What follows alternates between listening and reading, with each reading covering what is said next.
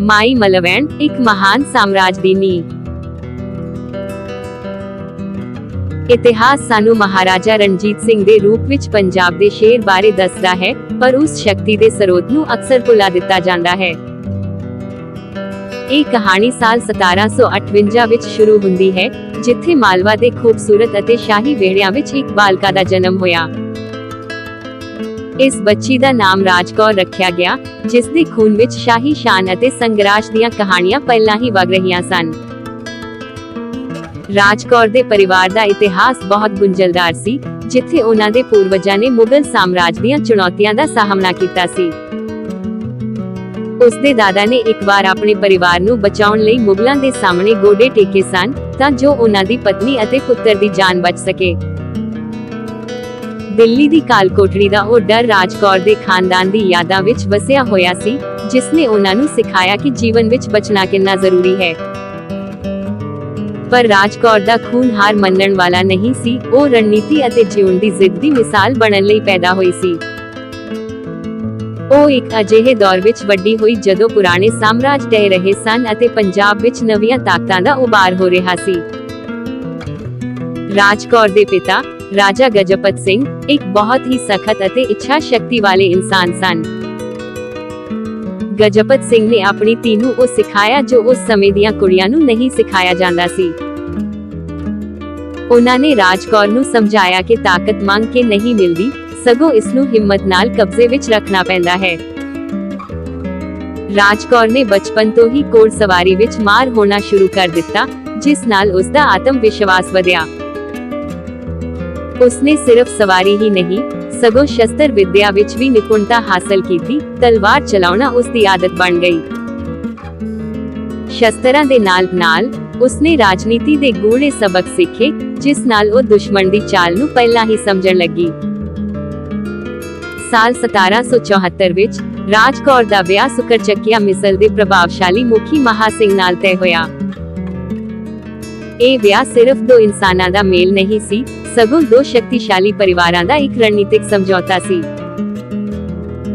ਰਾਜਕੌਰ ਨੇ ਆਪਣੇ ਪਿਆਰੇ ਮਾਲਵੇ ਨੂੰ ਹਮੇਸ਼ਾ ਲਈ ਛੱਡ ਕੇ ਇੱਕ ਨਵੇਂ ਅਤੇ ਅਣਜਾਣ ਪਰਿਵਾਰ ਵਿੱਚ ਕਦਮ ਰੱਖਿਆ। ਨਵੇਂ ਘਰ ਵਿੱਚ ਉਸ ਦਾ ਸਵਾਗਤ ਤਾਂ ਹੋਇਆ, ਪਰ ਸ਼ਾਹੀ ਦਰਬਾਰ ਦੀਆਂ ਔਰਤਾਂ ਉਸ ਨੂੰ ਆਪਣਾ ਨਹੀਂ ਮੰਨਦੀਆਂ ਸਨ। ਦਰਬਾਰ ਦੀਆਂ ਔਰਤਾਂ ਨੇ ਉਸ ਨੂੰ ਤਾਨਾ ਮਾਰਨ ਲਈ ਮਾਈ ਮਲਵੈਣ ਕਹਿਣਾ ਸ਼ੁਰੂ ਕਰ ਦਿੱਤਾ, ਤਾਂ ਜੋ ਉਸ ਨੂੰ ਉਸ ਦੀ ਬਾਹਰਲੀ ਪਛਾਣ ਯਾਦ ਰਹੇ। ਸ਼ੁਰੂ ਵਿੱਚ ਇਹ ਨਾਮ ਉਸ ਨੂੰ ਚੁਭਦਾ ਸੀ, ਪਰ ਰਾਜਕੌਰ ਨੇ ਫੈਸਲਾ ਕੀਤਾ ਕਿ ਉਹ ਇਸ ਨਾਮ ਨੂੰ ਆਪਣੀ ਕਮਜ਼ੋਰੀ ਨਹੀਂ ਬਣਨ ਦੇਵੇਗੀ। ਉਸਨੇ ਆਪਣੀ ਸੂਝ-ਬੂਝ ਅਤੇ ਸਬਰ ਨਾਲ ਹੌਲੀ-ਹੌਲੀ ਦਰਬਾਰ ਦੇ ਹਰ ਮੈਂਬਰ ਦਾ ਦਿਲ ਜਿੱਤਣਾ ਸ਼ੁਰੂ ਕੀਤਾ। ਜਲਦੀ ਹੀ ਮਾਈ ਮਲਵੈਣ ਸ਼ਬਦ ਤਾਨੇ ਤੋਂ ਬਦਲ ਕੇ ਸਤਿਕਾਰ ਦਾ ਪ੍ਰਤੀਕ ਬਣ ਗਿਆ ਅਤੇ ਉਹ ਦਰਬਾਰ ਦੀ ਸਭ ਤੋਂ ਪ੍ਰਭਾਵਸ਼ਾਲੀ ਔਰਤ ਬਣ ਗਈ। ਫਿਰ ਕਿਸਮਤ ਨੇ ਇੱਕ ਅਜਿਹਾ ਮੋੜ ਲਿਆ ਜਿਸ ਨੇ ਰਾਜਕੌਰ ਦੀ ਜ਼ਿੰਦਗੀ ਨੂੰ ਪੂਰੀ ਤਰ੍ਹਾਂ ਬਦਲ ਦਿੱਤਾ। ਰਾਜਕੌਰ ਦਾ ਪੁੱਤਰ ਰਣਜੀਤ ਇੱਕ ਬਹੁਤ ਹੀ ਉਤਸੁਕ ਅਤੇ ਚਮਕਦਾਰ ਅੱਖਾਂ ਵਾਲਾ ਬਾਲਕ ਸੀ, ਜਿਸ ਵਿੱਚ ਕੁਝ ਖਾਸ ਸੀ। ਪਰ ਜਦੋਂ ਰਣਜੀਤ ਮਹਿਜ਼ 12 ਸਾਲਾਂ ਦਾ ਸੀ, ਉਸ ਦੇ ਪਿਤਾ ਮਹਾ ਸਿੰਘ ਦਾ ਅਚਾਨਕ ਦੇਹਾਂਤ ਹੋ ਗਿਆ।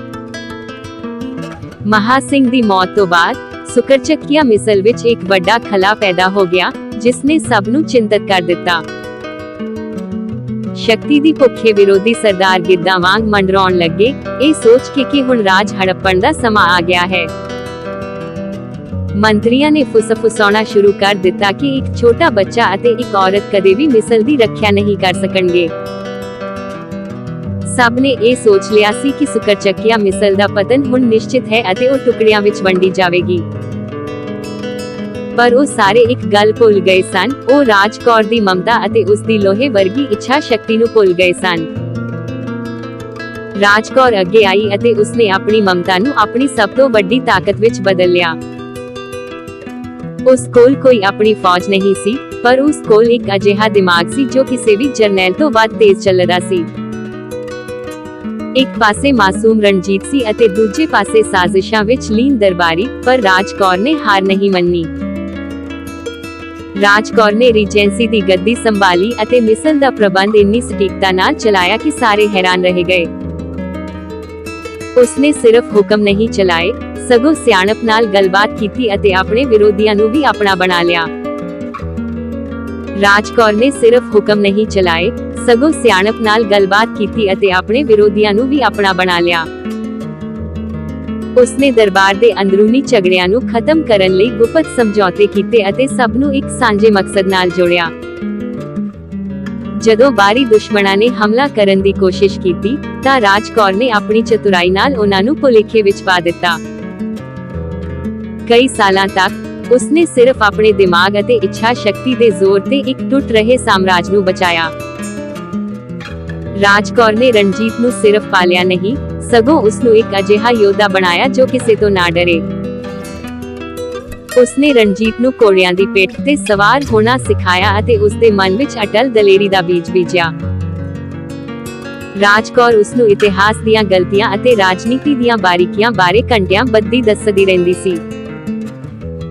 ਰਣਜੀਤ ਦੀਆਂ ਅੱਖਾਂ ਵਿੱਚ ਆਪਣੇ ਪਿਤਾ ਵਰਗੀ ਚਮਕ ਸੀ, ਪਰ ਉਸਦੇ ਫੈਸਲਿਆਂ ਵਿੱਚ ਆਪਣੀ ਮਾਂ ਵਰਗੀ ਸੂਝ ਸੀ। ਜਦੋਂ ਨੌਜਵਾਨ ਰਣਜੀਤ ਸਿੰਘ ਜਵਾਨ ਹੋਇਆ, ਤਾਂ ਉਸਦੀ ਸ਼ਖਸੀਅਤ ਵਿੱਚ ਇੱਕ ਕੁਦਰਤੀ ਰੋਹ ਪੈਦਾ ਹੋ ਗਿਆ। ਹੁਣ ਸਮਾਂ ਆ ਗਿਆ ਸੀ ਕਿ ਰਣਜੀਤ ਆਪਣੀ ਮਾਂ ਦੇ ਹੱਥਾਂ ਵਿੱਚੋਂ ਰਾਜ ਦੀ ਕਮਾਨ ਸੰਭਾਲ ਲਵੇ। ਇਹ ਤਬਦੀਲੀ ਬਹੁਤ ਸ਼ਾਂਤ ਸੀ, ਪਰ ਇਸਨੇ ਸਾਮਰਾਜ ਦੇ ਇਤਿਹਾਸ ਨੂੰ ਹਮੇਸ਼ਾ ਲਈ ਬਦਲ ਦਿੱਤਾ। ਰਾਜ ਕੌਰ ਨੇ ਆਪਣੀ ਹਰ ਸਾਹ ਰਣਜੀਤ ਨੂੰ ਇੱਕ ਮਹਾਨ ਰਾਜਾ ਬਣਾਉਣ ਵਿੱਚ ਲਗਾ ਦਿੱਤੀ ਸੀ। ਪਰ ਸ਼ਾਇਦ ਰਾਜਿਆਂ ਦੇ ਜੀਵਨ ਵਿੱਚ ਮਾਵਾਂ ਲਈ ਬਹੁਤ ਘੱਟ ਜਗ੍ਹਾ ਹੁੰਦੀ ਹੈ, ਕਿਉਂਕਿ ਤਖਤ ਸਭ ਕੁਝ ਛਾ ਜਾਂਦਾ ਹੈ। ਜਿਸ ਤਖਤ ਨੂੰ ਉਸਨੇ ਆਪਣੇ ਖੂਨ ਅਤੇ ਪਸੀਨੇ ਨਾਲ ਸੁਰੱਖਿਅਤ ਕੀਤਾ ਸੀ, ਉੱਥੇ ਹੁਣ ਉਸਦੀ ਮੌਜੂਦਗੀ ਸਿਰਫ ਇੱਕ ਪਰਛਾਵਾਂ ਸੀ। ਉਸਨੇ ਆਪਣੇ ਆਖਰੀ ਸਾਲਾਂ ਵਿੱਚ ਸ਼ਾਂਤੀ ਦੀ ਭਾਲ ਕੀਤੀ, ਜਦੋਂ ਕਿ ਉਸਦਾ ਪੁੱਤਰ ਜੰਗਾਂ ਜਿੱਤ ਰਿਹਾ ਸੀ।